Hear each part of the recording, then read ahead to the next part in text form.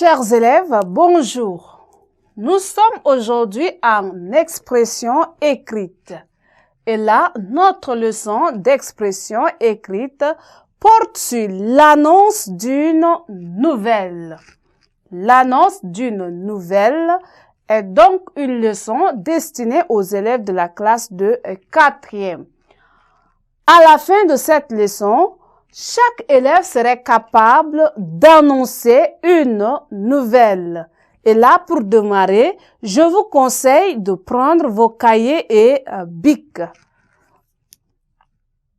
Eh bien, introduisons donc notre travail avec un texte introductif qui dit ceci.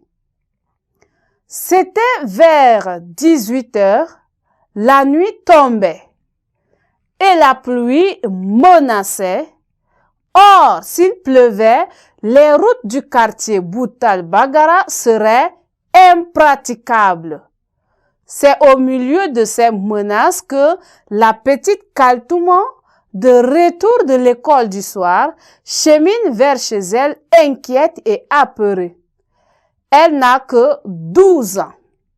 Eh bien, voici notre texte introductif. Et là, revenons à notre leçon. La nouvelle écrite en quelques dizaines de pages ressemble à un petit roman. La nouvelle qui est donc écrite en quelques dizaines de pages, nous disons que cela ressemble à un petit roman. Ces personnages sont moins nombreux que ceux d'un roman. La nouvelle se centre sur un seul événement, tandis que le roman y comprend plusieurs thèmes, plusieurs événements. Mais la nouvelle se centre sur l'unique événement. Pour débuter une nouvelle, on situe d'abord l'événement dans le temps. Donc, pour débuter,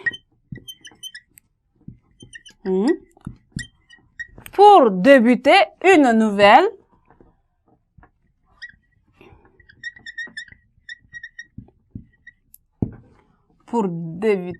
nouvelle, on fait comment?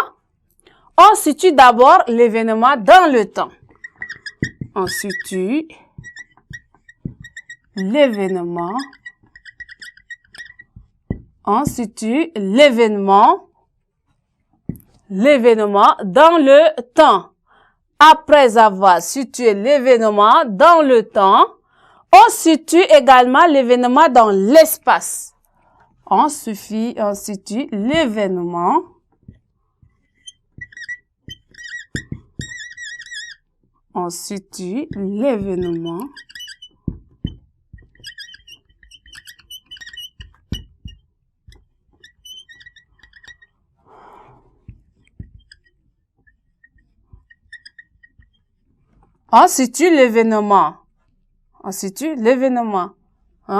dans le temps et dans l'espace.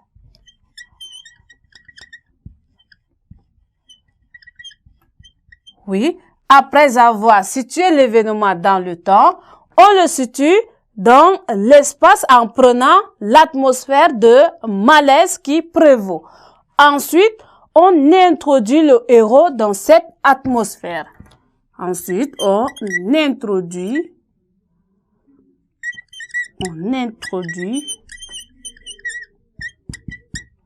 le héros dans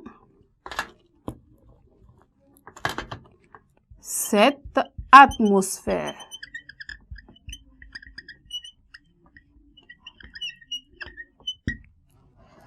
On introduit le héros donc dans cette atmosphère. Héros, oui, on introduit le héros dans cette atmosphère en faisant son portrait physique et moral et en exprimant son état d'homme. Alors, on nous dit pour débuter une nouvelle, la première des choses à faire, c'est de situer l'événement dans le temps. Et là, dans notre texte, nous avons commencé par dire il est 18 heures. C'était vers 18 heures à la tombée de la nuit. Là, on a situé l'événement dans le temps. Après avoir situé l'événement dans le temps, on situe l'événement dans l'espace en présentant l'atmosphère de la malaise qui prévaut. Quelle est l'atmosphère de la malaise qui prévaut dans notre texte? On a dit, la nuit tombait et la pluie menaçait. La pluie menaçait. Or, s'il pleuvait, les routes de quartier Boutal Bagara seraient impraticables. C'est là l'atmosphère de la malaise qui prévaut. On a situé déjà l'événement dans l'espace en précisant le malaise qui prévaut. Ensuite, une fois situé cela, on revient, on introduit le héros dans cette atmosphère-là. Là, on dit, c'est au milieu de ces menaces que la petite Kaltuma, de retour de l'école du soir, chemine vers chez elle, inquiète et apeurée. Et là, on ajoute à cela son portrait physique et moral en exprimant son état d'âme que elle n'a que 12 ans. Alors, vous voyez, quel serait le degré du malaise qui prévaut sur cette petite Kaltuma? Eh bien, chers élèves, nous sommes donc arrivés au terme de notre leçon en expression écrite. Nous allons donc nous arrêter à ce niveau. Nous nous retrouvons à la séquence prochaine. Merci.